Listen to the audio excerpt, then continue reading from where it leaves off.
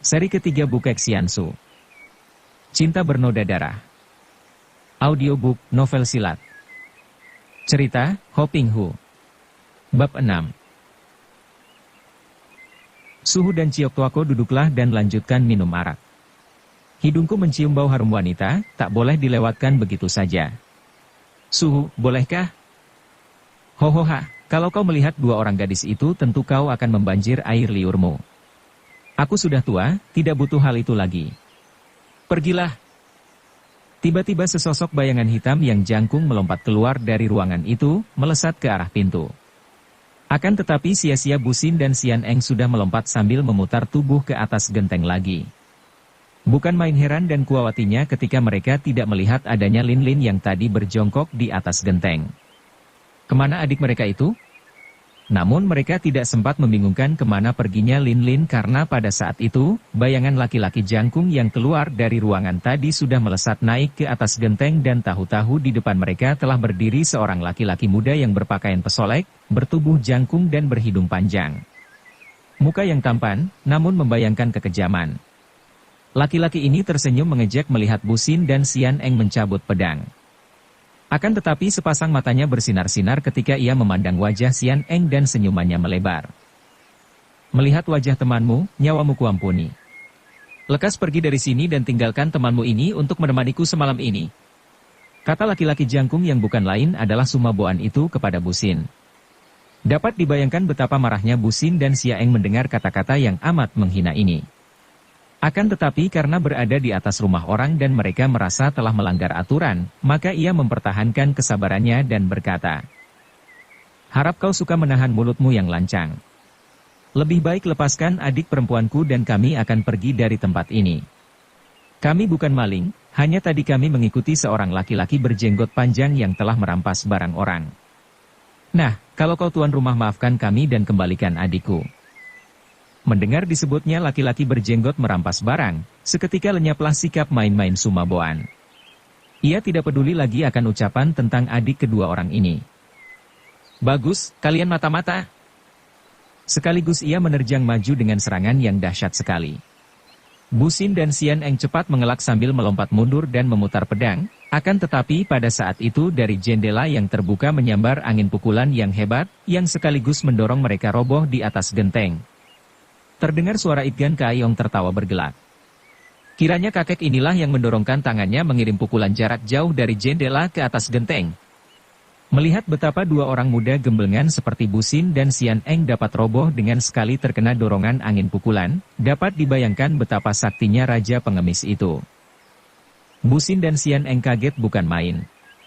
Tubuh mereka tak dapat dicegah lagi terlempar ke bawah genteng dan biarpun mereka dapat mempergunakan ginkang untuk mengatur keseimbangan badan dan mencegah terbanting, namun sedikitnya mereka tentu akan luka-luka kalau saja tidak ada dua orang yang menyambar tubuh mereka. Ketika mereka memandang, kiranya yang menolong mereka itu adalah suami istri yang dikeroyok di rumah makan pagi tadi. "Adikku masih di atas," Xian Eng berkata. "Hush." Wanita yang tadi menyambar tubuhnya menarik tangan Busin dan Xian Eng berlindung dalam gelap. Mereka memandang ke atas dan apa yang tampak di atas membuat Busin dan Xian Eng seketika pucat, hati mereka berdebar penuh kengerian. Apa yang tampak oleh mereka? Bukan hanya Sumaboan yang kini berdiri di atas genteng, melainkan ada bayangan kedua, bayangan makhluk yang mengerikan sekali, bukan manusia bukan binatang melainkan tengkorak memakai pakaian hitam. Muka tengkorak putih dengan sepasang lubang mata hitam besar dan gigi berjajar kacau itu benar-benar amat menyeramkan tertimpa sinar lampu yang menyinar dari pinggir gedung, dari atas diterangi bintang-bintang di langit. Agaknya Sumaboan juga kaget melihat makhluk ini, terdengar ia berseru keras, "Suhu! Hek Giamlo di sini!" Akan tetapi tiba-tiba ia terjengkang di atas genteng dan bayangan muka tengkorak itu berkelebat lenyap dari situ. Sebuah bayangan lain yang gerakannya seperti setan menyambar dari bawah, disusul bentakan Itgan Kaiyong. "Hek Giamlo mayat busuk, jangan lari kau!" Sumaboan tidak terluka hebat. Dia merangkak bangun dan berdiri lagi di atas genteng, meraba bajunya dan dengan suara marah ia berseru. "Celaka! Hek Giamlo keparat, surat itu diambilnya." "Bagaimana, Kongcu? Apa yang terjadi?" Bayangan si jenggot panjang yang naik ke atas genteng. "Celaka, kita tertipu," kata Sumaboan. Tadinya dua orang bocah itu menuduh kita menangkap adiknya, ketika mereka dijatuhkan Suhu. Tahu-tahu muncul Hek Giamlo. Ia tidak berkata apa-apa, aku didorong roboh dan ketika Suhu muncul ia melarikan diri, kini dikejar Suhu. Akan tetapi surat itu tidak ada lagi di dalam saku bajuku. Lihat, bajuku robek, siapa lagi yang mampu merampasnya secara begini kalau bukan Hek Giamlo? Wah, sial betul. Tapi, tak usah khawatir, Kongcu. Kalau Ongya sudah mengejarnya, masa tidak akan dapat merampasnya kembali? Belum tentu. Belum tentu. Sumaboan menggeleng kepalanya, dia lihai sekali. Heran aku, siapakah dua orang bocah tadi? Apakah kaki tangan orang hitam? Sambil bersungut-sungut dan menyumpah-nyumpah Sumaboan melompat turun diikuti oleh si jenggot panjang, Ciok Kam, masuk ke dalam gedung. Sebentar saja para pelayan menyambutnya, keadaan menjadi ribut karena orang-orang mendengar tentang penyerbuan musuh di atas genteng. Akan tetapi, Sumaboan membentak, tidak ada apa-apa, mundur semua. Pelayan-pelayan itu, kecuali selirnya yang melayani minum, mundur ketakutan, kembali ke tempat masing-masing. Suami istri bersama Busin dan Sian Eng yang bersembunyi melihat semua itu. Busin dan adiknya amat bingung memikirkan Lin Lin, akan tetapi laki-laki itu berkata, "Adikmu tidak berada di dalam gedung. Tadi kami melihat dia dibawa lari Seng Jin. Lebih baik kalian lekas pergi dari sini, amat berbahaya di sini. Kami berterima kasih bahwa kalian sudah menaruh perhatian akan urusan kami. Biarpun kalian anak-anak keluarga Kam, tidak percuma kalian menjadi orang-orang dari wilayah Houhan. Nah, kita berpisah di sini." "Nanti dulu." Busin mencegah. "Siapakah Seng Jin yang membawa adik kami? Dan siapa kalian ini? Urusan apakah yang menimbulkan semua keributan ini?" Wanita itu yang menjawab kini, tersenyum duka, dituturkan tidak ada gunanya, juga tidak ada waktu. "Kau takkan mengerti, orang muda. Tentang adikmu, dia tadi dibawa Kim Lun Seng Jin, seorang sakti yang aneh. Percuma kau mencarinya, tak mungkin mengikuti jejak seorang seperti Kim Lun Seng Jin. Tentang kami. Cukup kau ketahui bahwa kami adalah orang-orang Houhan dan bekerja untuk kerajaan Houhan. Selamat tinggal, jangan lama-lama berada di sini, pergi cepat. Berbahaya." Setelah berkata demikian, suami istri itu berkelebat dan menghilang di dalam gelap. Busin dan Sian Eng saling pandang, mereka bingung sekali memikirkan tentang diri Lin Lin. Akan tetapi mereka pun tahu bahwa kepandaian mereka masih jauh daripada cukup untuk dapat mencari Lin Lin yang katanya dibawa lari Kim Lun Seng Jin. Sedangkan menghadapi si jenggot panjang dan orang muda jangkung di dalam gedung ini saja sudah terlalu berat bagi mereka, apalagi Itgan Kaiong ada di situ. Tidak ada jalan lain bagi Busin dan adiknya kecuali segera menyelinap pergi dari tempat itu, lari keluar menyelinap-nyelinap di dalam kegelapan malam. Dengan hati pepat dan gelisah mereka kembali ke kamar rumah penginapan dan alangkah heran akan tetapi juga lega hati mereka ketika mereka melihat tulisan Lin Lin di atas meja, tulisan dalam sebuah kertas berlipat yang singkat saja. "Terpaksa aku pergi dulu berpisah dengan kalian. Kakek gundul yang menolongku memaksa aku ikut dia sendiri saja. Akan tetapi dia baik dan bilang bahwa dia dapat membawaku ke tempat pembunuh orang tua kita." Busin menarik napas panjang, lega hatinya. Tentu yang dimaksudkan di dalam surat, yang disebut oleh Lin Lin kakek gundul. Itu adalah Kim Lun Seng Jin yang tadi diceritakan oleh suami istri dari Houhan. Ia tersenyum geli. Kakek gundul yang bernama Kim Lun Seng Jin boleh saja disebut aneh, akan tetapi kakek itu akan ketemu batunya kalau melakukan perjalanan bersama Lin Lin. Adik angkatnya ini kadang-kadang mempunyai perangai yang luar biasa sekali, sukar dikendalikan, aneh dan tentu kakek gundul itu akan menjadi banyak pusing olehnya. Dia diberi petunjuk orang sakti akan jejak musuh besar kita, baik sekali. Mudah-mudahan dia berhasil dan selamat, katanya sambil merobek-robek surat itu. Kita sendiri bagaimana, Sinko? Kemana kita harus mencari atau mengikuti Lin Lin? Dia sendiri saja kalau sudah minggat mana kita mampu mengejarnya, apalagi sekarang bersama seorang sakti. Kita tidak perlu mencarinya, kita melanjutkan perjalanan ke kota raja. Agaknya akan lebih baik kalau kita mencari kakak Busong lebih dulu, karena sebagai seorang yang lama tinggal di kota raja, Tentu dia mempunyai banyak pengalaman dan akan dapat memberi petunjuk kepada kita. Demikianlah, pada keesokan harinya, pagi-pagi sekali Bu Xin dan Xian Eng sudah meninggalkan kota Anshui, menuju ke kota raja. Apakah yang terjadi dengan Lin Lin? Gadis remaja ini mengalami hal yang amat luar biasa. Seperti kita ketahui, ketika Bu Xin dan Xian Eng mengintai ke dalam ruangan gedung itu dengan cara menggantungkan kaki dengan kepala di bawah, Lin Lin berjongkok di atas genteng sambil melihat kedua saudaranya itu. Kaget ia ketika melihat Bu Xin dan Xian Eng berloncatan ke atas kemudian kedua orang itu roboh ke bawah genteng. Akan tetapi, selagi ia kebingungan dan khawatir, tiba-tiba serangkum angin pukulan yang dilontarkan oleh Itgan Kaiyong menyerangnya, membuat dia terlempar dan tentu ia pun akan terguling roboh ke bawah kalau saja tidak terjadi hal yang amat aneh. Ia tidak tahu mengapa dan bagaimana, akan tetapi tubuhnya yang sudah terjengkang itu tiba-tiba dapat terapung ke atas, lalu tubuhnya itu seperti dibawa angin terbang melalui genteng, cepat bukan main. Tentu saja ia takut sekali dan berusaha memulihkan keseimbangan tubuhnya agar kalau jatuh ke bawah tidak terbanting, namun ia sama sekali tak dapat menggerakkan kaki tangannya dan ia terbang dengan tubuh telentang. Kalau ia tidak mengalami sendiri, tentu ia tidak akan mau percaya bahkan pada saat itu ia mengira bahwa ia sedang mimpi. Entah berapa lama ia berada dalam keadaan melayang ini, namun ia merasa bahwa ia diterbangkan tubuhnya dan ketika kedua kakinya menginjak tanah, ia telah berada di luar kota Anshui. Hehehe, untung kau tidak menjadi korban Itgan Kaiyong. Terdengar suara terkekeh bicara. Lin Lin membalikkan tubuh, ke kanan kiri, memutar tubuh melihat ke sekelilingnya. Akan tetapi tidak tampak seorang pun manusia.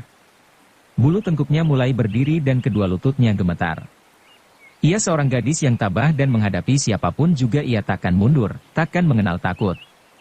Namun kejadian kali ini membuat ia yakin bahwa ia sedang diganggu iblis dan dongeng-dongeng tentang iblis yang pernah ia dengar membuat ia ketakutan. Siapa aku? Aku siapa? Hehe, aku sendiri tidak kenal siapa aku ini dan dari mana asalku, apalagi kau bocah ingusan. Hehehe, aku dan kau sama saja. Suara itu tepat di belakangnya, maka secepat kilat Lin Lin memutar tubuh dengan gerakan Hekian Tiawai, burung walet sabet buntut. Gerakannya cepat bukan main dan ia sengaja mengerahkan ginkangnya. Akan tetapi, kembali ia hanya melihat tempat kosong, tidak ada bayangan, apalagi orangnya. Hehehe. Siapa aku? Siapa aku? Hayo cari dan tebak, di mana dan siapa aku? Hehehe. Suara itu tertawa-tawa geli seperti seorang kanak-kanak bermain kucing-kucingan. Panas juga dada Lin Lin. Ia yakin sekarang bahwa yang bicara itu tentu seorang manusia biasa, biarpun seorang manusia yang memiliki kepandaian yang luar biasa. Masa aku tidak dapat mencarimu? Demikian pikirnya dengan gemas.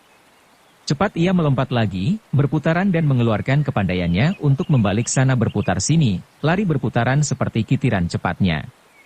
Namun tak pernah ia dapat melihat bayangan di sekeliling dirinya, padahal suara itu terus-menerus berbunyi, tertawa-tawa di belakang, kanan dan kirinya.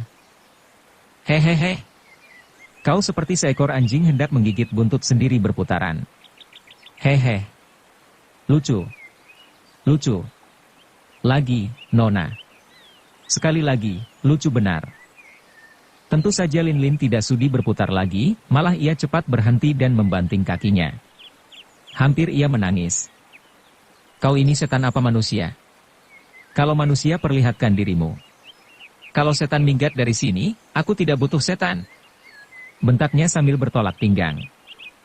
Hehe, lebih baik jadi setan, biarpun selalu melakukan kejahatan akan tetapi memang itu kewajibannya. Kalau tidak melakukan yang jahat-jahat mana disebut setan?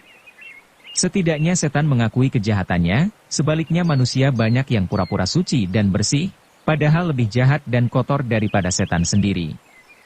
Hehe, Nona, aku di belakangmu, masa kau tidak dapat melihat? Lin Lin membalikkan tubuhnya dan tidak melihat apa-apa. Kau main kucing-kucingan? Aku tidak sudi main-main denganmu. Loh, aku di sini, lihat baik-baik. Lin Lin menurunkan pandang matanya dan benar saja. Di depannya berdiri seorang kakek yang tubuhnya pendek, hanya setinggi dadanya dan karena kakek itu tadi jongkok tentu saja tidak kelihatan. Sekarang kakek ini berdiri, kedua kakinya yang pendek itu tidak bersepatu, lucu sekali tampaknya. Badannya agak gemuk, kepalanya bundar seperti bola karet, licin tidak berambut sehelai pun juga. Tapi alisnya tebal sekali, dan rambut alisnya itu berdiri menjulang ke atas. Kumis dan jenggotnya panjang melambai sampai ke dada. Kedua daun telinganya lebar seperti telinga Arya Jilaihut dihiasi sepasang anting-anting perak. Melihat orang seperti itu anehnya, Lin Lin tak dapat menahan ketawanya. Hai Hik, kau ini golongan apa? Apakah pemain wayang? Lin Lin tertawa dan menutupi mulutnya. Memang dunia ini panggung wayang dan kita anak wayangnya. Bagaimana lakonnya dan apa peran apa yang harus kita pegang terserah sang sutradara. Hehehe, dan agaknya sang sutradara menghendaki supaya aku menjalankan peran menolong kau dari ancaman Itgan Kaiong si pengemis busuk. Kakek pendek, bagaimana kau tadi bisa membawa aku terbang? Dan bagaimana kau tadi bisa menghilang? Aku sudah belajar ilmu ginkang bertahun-tahun akan tetapi belum ada sekuku hitam dibandingkan dengan gerakanmu. Apakah kau tadi menggunakan ilmu sihir? Hehe, bocah nakal seperti kau ini, baru belajar jalan sudah berani mendaki gunung menyeberangi lautan. Aku tanggung, dengan kepandaianmu yang baru kelas 0 itu, kau akan selalu bertemu bahaya dan akhirnya kau akan roboh. Gerakanmu masih begitu kaku dan lambat, kau namakan itu ilmu ginkang. Ho, lucu amat. Panas perut Lin Lin, bibirnya cemberut, matanya bersinar marah. Akan tetapi kakek itu malah tertawa-tawa, memegangi perut dan berjingkrakan seperti tak dapat menahan lagi kegelian hatinya. Dan pedang itu. Hehehe, bawa-bawa pedang macam itu untuk apa? Apakah untuk mengiris bawang ataukah untuk menyembelih ayam? Hehe, untuk itu pun kurang tajam, baiknya untuk menakut-nakuti tikus. Hehe, kau takut tikus, kan? Lin Lin membanting kakinya. Kakek pendek, cebol, gundul pacul. Sudah tua ompong masih sombong. Kakek itu tiba-tiba meringis, memperlihatkan isi mulutnya. Hebat giginya berderet rapi seperti gigi Lin Lin sendiri. Kau lihat, siapa ompong? Gigiku tidak kalah dengan gigimu. Hayo kau meringis, kita lihat gigi siapa lebih putih, lebih mengkilap. Geli juga hati Lin Lin. Memang gadis ini pun wataknya aneh, mudah marah, mudah gembira. Mudah menangis, mudah tertawa. Melihat betapa kakek itu meringis memamerkan giginya, mau tidak mau ia tertawa juga. Ih, jijik ah. Gigimu kuning-kuning begitu. Masa? Ah, mana bisa. Sedikitnya 2 kali sehari kugosoki dengan bata. Kau bohong. Tampak oleh Lin Lin kakek itu mengulur tangan kepadanya. Ia cepat melangkah mundur, akan tetapi tahu-tahu gelung rambutnya sebelah kiri yang terbungkus sutera itu terlepas karena tusuk kondenya dari perak telah berada di tangan kakek itu. Untuk apa kakek itu merampas tusuk kondenya? Untuk bercermin. Bunga perak pada tusuk konde itu sebesar kuku jari dan kakek itu berusaha untuk bercermin memeriksa giginya dari pantulan sinar bintang yang menimpa bunga perak. Tentu saja hasilnya sia-sia. Diam-diam Lin Lin terkejut bukan main. Bagaimana kakek itu dapat merampas tusuk kondenya sedemikian cepatnya sehingga sama sekali tidak terasa olehnya? Terang bahwa kakek ini memiliki kesaktian yang hebat. Kalau saja mau menurunkan kepandaian itu kepadanya. Kek, mengapa kau menolong aku dari tangan Itgan Kaiong? Mau apa kau membawa aku ke sini? Akhirnya dia bertanya. Kakek itu mengomel, gigiku putih. Tidak kuning. Mengapa kau menolong aku? Siapa bilang gigiku kuning? Memalukan. Kakek itu bersungut-sungut. Lin Lin hendak marah, akan tetapi melihat sikap kakek itu seperti seorang anak kecil merajuk, ia tertawa lagi. Memang gigimu putih, siapa bilang kuning? Dan kau percaya? Ih, bodohmu sendiri mengapa percaya? Gigimu putih seperti kapur. Kakek itu nampak girang. Kapur memang putih sekali, maka ia girang mendengar ucapan ini. Tangannya bergerak dan sinar putih berkelebat menyambar ke arah kepala Lin Lin. Gadis ini tak sempat mengelak, ketika ia meraba gelungnya, tusuk konde itu sudah berada di tempatnya lagi dan ia sama sekali tidak merasakannya. Makin kagum hatinya. Kek, kenapa kau menolongku dan mau apa kau membawa aku ke sini? Karena kau cantik, seperti anakku dahulu. Rasa haru sejenak menyelinap di hati Lin Lin. Di mana? Di mana, ya. Sang sutradara sudah lama membebaskannya daripada tugas di panggung wayang. Dia tidak main lagi. Makin terharu hati Lin Lin. Anakmu sudah mati? Kakek itu tidak menjawab, melainkan tertawa lagi. Kau gadis bangsaku, hehe, tak salah lagi. Karena itu aku suka kepadamu, aku menolongmu, dan kalau kau mau, biar ku beri bekal padamu agar kelak tidak ada orang berani menghinamu. Aku bangsamu? Bangsa apa, kek? Lihat hidungmu, cobakan sama dengan hidungku. Juga gigimu, sama dengan gigiku. Kau bangsa Hitan, tidak salah lagi. Otomatis, terpengaruh oleh ucapan itu, Lin Lin memandang ujung hidungnya. Tentu saja, biarpun kedua matanya sampai juling ke tengah semua, tetap saja ia tidak berhasil memandang hidungnya sendiri. Apalagi memandang giginya. Betapapun juga, ucapan ini menusuk perasaannya, membuat jantungnya berdebar tegang. Dia terang bukan anak keluarga Kam karena ia hanya anak pungut. Ayahnya atau siapapun juga tidak pernah memberitahu kepadanya, siapa gerangan ayah ibunya yang sejati. Karena ini pula ia amat ingin bertemu dengan Busong, anak sulung ayah angkatnya itu, karena ia menduga bahwa Busong tentu tahu akan hal dirinya. Sekarang mendengar kakek ini menyatakan bahwa dia bangsa Hitan, biarpun ia tidak bisa percaya dan tidak percaya, hatinya berdebar juga. Akan tetapi, yang paling menggirangkan hatinya adalah pernyataan kakek itu hendak memberinya bekal kepandaian. Kau betul-betul hendak mengajarku ilmu kepandaian, kek? Wah, terima kasih sebelumnya. Aku amat membutuhkan itu, untuk mengalahkan musuh besarku. Hehe, tiada musuh besar di dunia ini yang lebih besar daripada nafsu sendiri. Siapa musuh besarmu? Sayang, aku sendiri tidak tahu, kek. Lin Lin menggeleng kepalanya. Ayah angkat dan sekeluarganya dibunuh orang yang tidak dikenal. Ibu angkatku hanya meninggalkan ucapan terakhir bahwa musuh besar itu bersuling. Tiba-tiba kakek itu melompat tinggi sekali, lenyap dari depan Lin Lin. Ketika Lin Lin mendongak dan hendak memanggil, tubuh pendek itu melayang turun dari atas dan sudah berdiri di depannya lagi. Suling emas? Suling emas membunuh orang tuamu? Siapa orang tuamu? Orang tua angkat, kek. Ayah angkatku namanya Kam Siek. Hahaha, Kam Siek Jenderal Houhan. Kau kenal ayah angkatku, kek? Kakek itu menggeleng kepalanya. Alisnya yang amat tebal itu berkerut dan bergerak-gerak. Bibirnya juga bergerak-gerak, lalu terdengar kata-katanya. Aneh tapi nyata. Mungkin sekali suling emas. Jantung Lin Lin berdegupan. Apa? Musuh besarku betul suling emas itu, kek? Kau tahu di mana dia? Kalau betul dia, akan kuajak bertanding mengadu nyawa. Seketika kakek itu memandang kepadanya seperti terkejut, kemudian ia tertawa terkekeh-kekeh sambil memegangi perutnya, terbungkuk-bungkuk saking kerasnya ia tertawa. Lin Lin marah. Apa yang lucu? Jangan menertawai aku, kek. Tak enak melihat kau tertawa, gigimu kuning. Seketika kakek itu berhenti tertawa. Apa kau bilang? Gigiku putih seperti kapur. Kata Lin Lin tersenyum. Nah, jangan tertawa saja, apa sih yang lucu? Kau hendak bertanding dengan suling emas? Aha, biar kau peras dan kuras habis kepandaianmu, belum tentu kau bisa menang. Tidak peduli. Aku akan menemuinya. Bawa aku kepadanya, kek, dan kau tentu suka membantuku kalau aku kalah. Kan hidung dan gigi kita sama, bukan? Betul, betul. Kita sebangsa, sesuku, aku akan bantu aku. Awas dia kalau berani ganggu kau. Senang hati Lin Lin. Ia berhutang budi kepada keluarga Kam, dan jalan satu-satunya untuk membalas budi, hanyalah membalaskan dendam keluarga itu.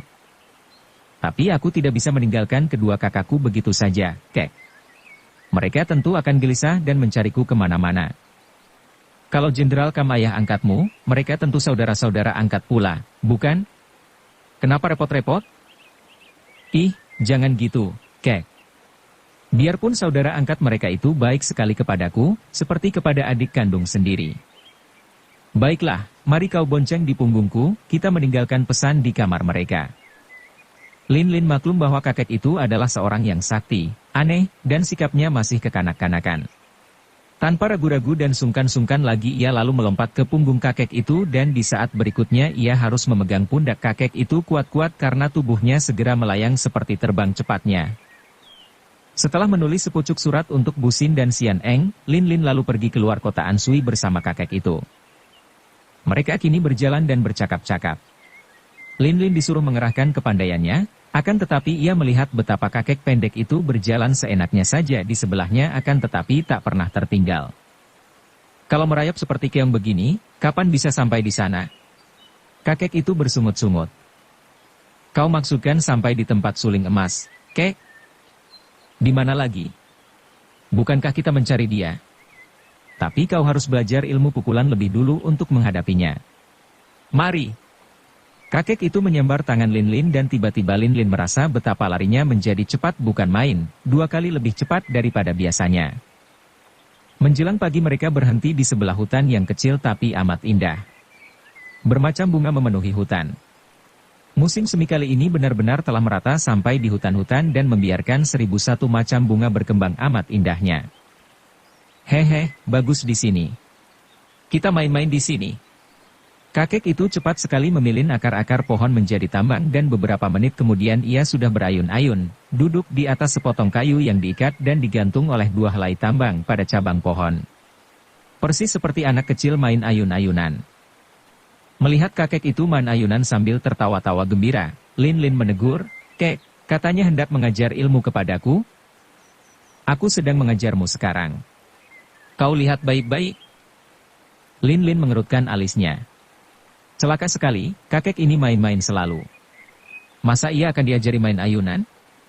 Kalau saja ia tidak menyaksikan dan membuktikan sendiri betapa kakek itu dapat lari seperti terbang, memiliki gerakan tangan yang luar biasa cepatnya ketika meminjam tusuk kondenya, tentu ia tidak percaya bahwa kakek ini seorang sakti. Jangan-jangan kakek ini hanya mempunyai kepandaian lari cepat saja, dan hendak mempermainkannya. Betulkah dia orang sakti? Kenapa begini? Tidak bersepatu, pakai anting-anting seperti perempuan, dan wataknya seperti anak kecil. Kek, kau ini sebenarnya siapakah? Namamu saja aku belum tahu. Hehe, aku pun belum tahu namamu. Apa sih artinya nama? Waktu lahir kita tidak membawa nama, kan? Lin Lin tidak mau pedulikan lagi filsafat yang aneh-aneh dari kakek itu. Kek, namaku Lin, Shiku tentu saja. Lin Lin hendak mengatakan Kam, akan tetapi kakek itu sudah mendahuluinya. Tidak ada karena kau bukan Shikam. Aku siapa? Ya. Orang-orang menyebutku Kim Lun Sengjin. Gagah namaku, ya. Hehe, Kim Lun adalah roda emas. Nah, ini dia. Ketika tangannya bergerak dan tahu-tahu ia telah mengeluarkan sepasang gelang emas. Disebut gelang bukan gelang, karena tengahnya dipasangi ruji-ruji seperti roda. Garis tengahnya 1 kaki. Agaknya sepasang roda emas ini tadi disembunyikan di balik baju. Seperti ketika mengeluarkan tadi, sekali bergerak roda itu sudah lenyap lagi. Begitu cepatnya seperti sulapan saja. Namaku roda emas, memang hidup ini berputaran seperti roda. Cocok sekali, kan? Hei, Alin, apakah kau sudah memperhatikan pelajaran ini? Lin Lin terkejut, juga geli mendengar ia dipanggil Alin. Ketika mengeluarkan sepasang roda atau gelang tadi, amat cepat. Akan tetapi apakah benda-benda itu merupakan senjata? Andai kata dijadikan senjata, tadi pun tidak dimainkan. Kakek itu tiada hentinya berayun, bagaimana bisa bilang memberi pelajaran? Pelajaran yang mana, kek? Hei, hidung dan gigimu bagus, 100% hitam, tapi otakmu sudah ditulari kebodohan orang kota. Lihat baik-baik. Lin Lin melihat baik-baik. Baru sekarang ia mendapat kenyataan bahwa kakek itu bukanlah berayun sembarang berayun. Tubuhnya sama sekali tidak tampak bergerak, kakinya tidak dipakai mengayun, akan tetapi tambang itu terus berayun seperti ada yang mendorong. Anehnya, kadang-kadang ayunan itu terhenti di tengah jalan, baik sedang terayun ke belakang maupun sedang terayun ke depan. Dengan duduk di ayunan mampu menghentikan gerakan ayunan, inilah hebat, seperti main sulap saja. Nah, kau sudah lihat sekarang. Untuk dapat berayun begini, kau harus memiliki ilmu Hongin Bankin, awan kosong selaksakati. Biarpun kosong, namun mengandung tenaga laksaan kati biarpun berat dan kuat, namun kosong. Inti pelajaran ini kelak dapat membuat tubuhmu menjadi ringan atau berat menurut sesukamu, dan lari terbang bukan menjadi lamunan kosong lagi. Mulailah Lin Lin menerima gemblengan dari kakek aneh itu. Kim Lun Sengjin adalah seorang sakti yang jarang muncul di dunia Kang Ou, selalu bersembunyi dan tidak suka mencari perkara. Orangnya aneh. Selalu bergerak sendiri, tidak mau terikat oleh perkumpulan atau oleh negara. Munculnya tiba-tiba, akan tetapi selalu meninggalkan kesan mendalam pada para tokoh Kang Ou, dan biarpun tidak ada orang yang dapat menduga sampai berapa dalamnya ilmu kakek ini karena ia tidak pernah mau melibatkan diri dalam pertandingan dan permusuhan, namun mereka itu yakin bahwa kakek ini tak boleh dibuat main-main. Bahkan Tian Teliokoai, si 6 jahat atau 6 setan dunia sendiri tidak berani main-main terhadap Kim Lun Sengjin. Pada masa itu, dunia Kang Ou hanya mengenal Tian Teliokoai dan para ketua partai persilatan besar sebagai tokoh-tokoh yang memiliki kesaktian. Akhir-akhir ini muncul Suling Emas sebagai tokoh sakti yang termuda. Namun diri Suling Emas ini diliputi penuh rahasia dan jarang sekali Suling Emas keluar memperlihatkan diri. Keadaannya penuh rahasia, dan ia boleh dijajarkan dengan orang-orang aneh lain, yaitu Kim Lun Sengjin, Bukek Xiansu, dan seorang aneh lain yang hanya dikenal dengan sebutan Gan Lopek. Tentu saja Bukek Xiansu berada di tingkat paling tinggi, bukan hanya karena usianya, namun juga karena belum pernah terdengar ada tokoh yang melebihi kesaktiannya daripada kakek ini. Lin Lin boleh dianggap beruntung dapat menarik hati Kim Lun Sengjin karena kakek sakti yang aneh ini selamanya tak pernah mau menerima murid. Dengan amat tekun gadis ini menerima latihan ilmu meringankan tubuh yang hebat, yaitu Hong In Ban Kim yang sekaligus merupakan Wei Kang yang luar biasa. Di samping ini, juga kakek aneh itu menurunkan ilmu silat yang disebut Hong In Liusan, awan kosong mengurung gunung. Kim Lun Sengjin agaknya takut bertemu orang, ia membawa Lin Lin merantau ke gunung-gunung dan hutan-hutan, kadang-kadang mereka berlatih di pinggir sungai yang amat sunyi. Aneh dua orang ini, seorang gadis remaja seorang lagi kakek tua, tiap hari mereka cekcok, tapi Lin Lin selalu membuat kakek itu mengalah karena gadis inilah yang dapat menyenangkan hatinya dengan wataknya yang lincah serta terutama sekali dapat menyenangkan perutnya dengan masak-masakan yang lezat. Lin Lin pandai sekali mengambil hati kakek itu dengan panggang daging binatang hutan yang lezat. Dari kakek ini ia mengenal pula banyak tokoh sakti dalam dunia persilatan. Ternyata Kim Lun Sengjin amat luas pengetahuannya dalam dunia Kang Ou. Ia mengenal semua tokoh, malah ia mengenal pula ayah Lin. Beberapa kali Lin Lin bertanya tentang ayahnya, dan baru pada saat Lin Lin memanggang daging kelinci yang amat gurih baunya, kakek itu memenuhi jawaban pertanyaan ini. Kambuan Sue? Heh, ayah angkatmu itu seorang yang keras hati, seorang prajurit sejati yang jujur dan setia. Kejujuran dan kesetiaannya ditambah kekerasan hatinya itulah yang membuat ia dipandang orang, kepandaiannya sih tidak ada artinya. Akan tetapi ia pernah menggemparkan dunia Kang Ou ketika ia dahulu berhasil mencuri hati Liu Luxian, seorang gadis sakti yang berjuluk Tok Xiao Kui, setan cantik beracun. Lalu bagaimana, kek? Tanya Lin Lin, dapat menduga bahwa Tok Xiao Kui Liu Luxian ini tentulah ibu busong yang oleh Kui Lan Nikou disebut wanita dari golongan hitam yang telah bercerai dari ayah angkatnya. Entah bagaimana selanjutnya aku tidak dengar lagi. Akan tetapi perkawinan mereka menggemparkan. Setan cantik itu adalah anak seorang kepala agama Bengkau yang amat sakti, seorang berpengaruh besar sekali dan masih ada hubungan keluarga dengan raja-raja di Nancao, Yunnan Barat. Liu Gan, seorang sakti ini, tidak setuju putrinya menikah dengan ayah angkatmu, akan tetapi karena Liu Luxian amat keras hati dan nekat, orang tua itu pun tak dapat berbuat apa-apa. Akan tetapi kudengar hubungan antara ayah dan putrinya ini menjadi putus. Selanjutnya entah. Lin Lin tahu selanjutnya. Liu Luxian melahirkan seorang putra, yaitu yang bernama Kambu Song dan yang sekarang sedang ia cari, dan Liu Luxian telah bercerai dari ayah angkatnya. Di mana sekarang adanya Liu Luxian dan ayahnya yang bernama Liu Gan itu, kek? Heh, mana aku tahu? Bukankah Liu Luxian itu ibu angkatmu? Bukan. Dia sudah bercerai lama sekali, meninggalkan seorang putra yang sekarang pergi pula, entah kemana.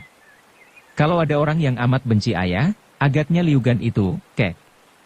Di mana dia sekarang? Mana aku tahu? Dia orang yang amat tinggi kedudukannya. Kemudian ia menghilang, tidak ada kabarnya lagi. Pula, aku tidak ada hubungan dengannya, aku pun tidak sudi menyelidiki. Dia orang. Orang golongan hitam, aku takut kedua tanganku menjadi hitam juga kalau berhubungan dengannya. Daging itu sudah matang. Kim Lun Sengjin menelan air liurnya dan dengan lahap ia menyambar daging paha kelinci yang diangsurkan Lin Lin terus diganyang panas-panas. Wah, kau hebat. Heran aku, kenapa kalau aku yang memanggang tidak bisa begini sedap dan gurih? Tanganmu memang luar biasa. Katanya sambil menikmati daging panas. Lin Lin tersenyum. Bukan tangannya yang membuat daging itu menjadi sedap dan gurih, melainkan garam dan bumbu, terutama daun harum dan kayu manis yang ia dapatkan di hutan itu, yang ia pergunakan sebagai bumbu. Agaknya kakek yang pandai makan ini tidak pandai masak, buta akan rahasia bumbu masak. Aku sudah masak senak-enaknya untukmu, tapi apa balasanmu? Ih, bukankah aku setiap hari melatihmu dengan ilmu-ilmu itu?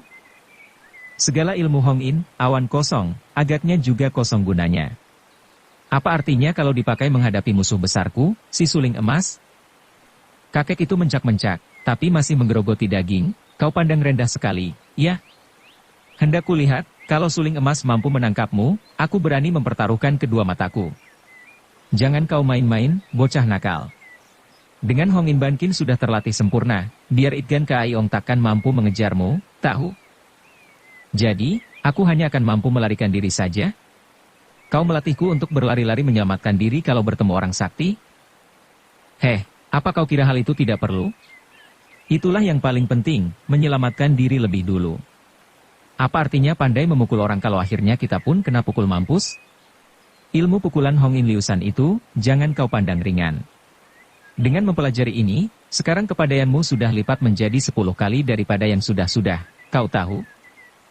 Tentu saja Lin Lin tidak percaya akan hal ini, akan tetapi diam-diam ia girang juga. Apa kau kira sekarang aku sudah dapat melawan suling emas? Kim Lun Sengjin membelalakan kedua matanya dengan alis diangkat. Enak saja bicara. Melawan segala macam penjahat masih boleh, tapi menghadapi dia.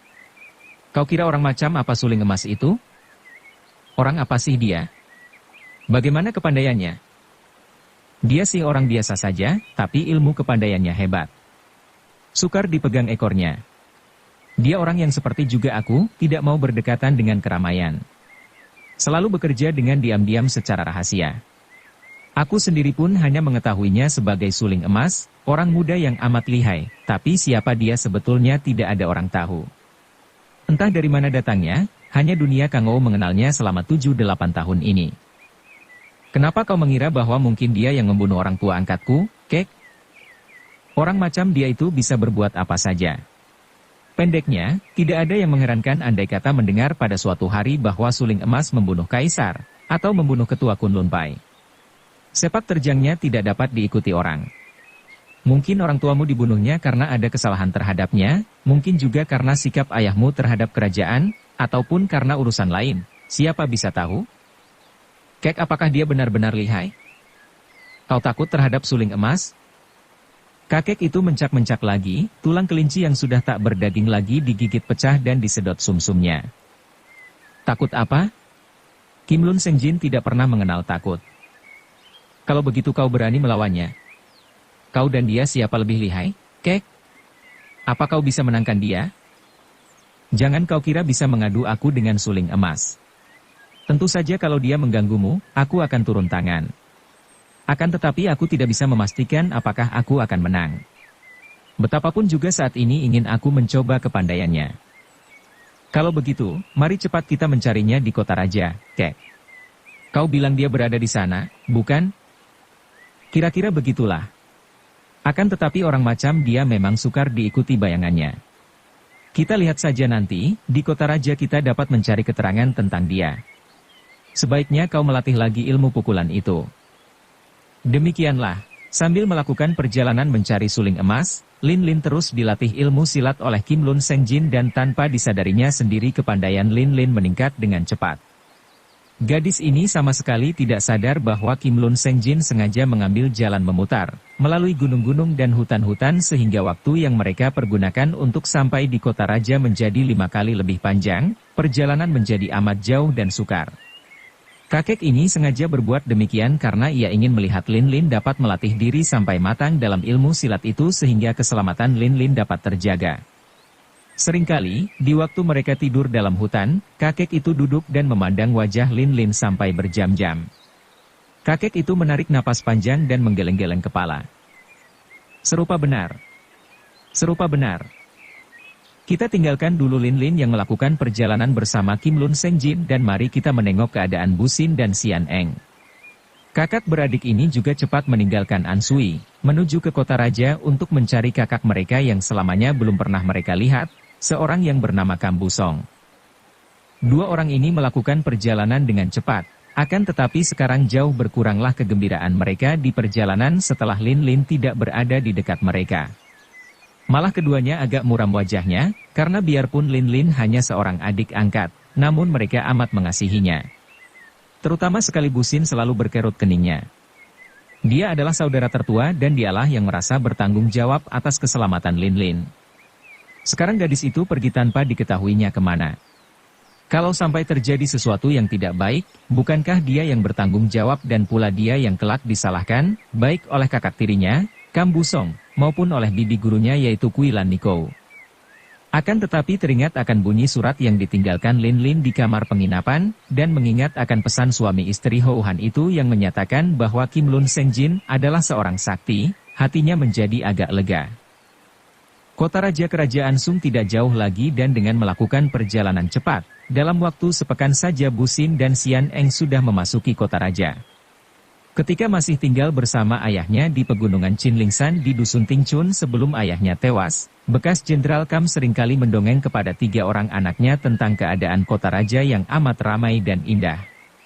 Memang dahulu, Jenderal Kam Siek biarpun bertugas di Shanxi, namun ia adalah seorang pejabat pemerintah kerajaan Sung karena pada masa itu, kerajaan Ho Han belum bangkit dan wilayah Shanxi masih termasuk wilayah Sung. Bersambung ke bab 7. Dukung kami dengan subscribe, follow, like, komen dan share. Terima kasih.